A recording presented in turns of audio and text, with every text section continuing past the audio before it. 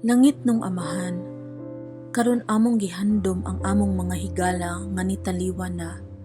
Nagpasalamat kami sa kalipay, katawa o kadasig nga ilang gipakita kanamo. Bisan wala na sila sa among taliwala, among dad-on ang ilang mga panunduman o kainit sa ilang pagpakighigala. Ginoo, hinaot nga ihatag mo kanila ang walay katapusang kapahulayan o kalipay sa imong presensya. Hatagi kami og kahupayan sa mga panahon nga mingawon kami kanila ug ipahinumdum sa among kasing-kasing nga ang mga higala dili malimtan bisan pa man sa kamatayon.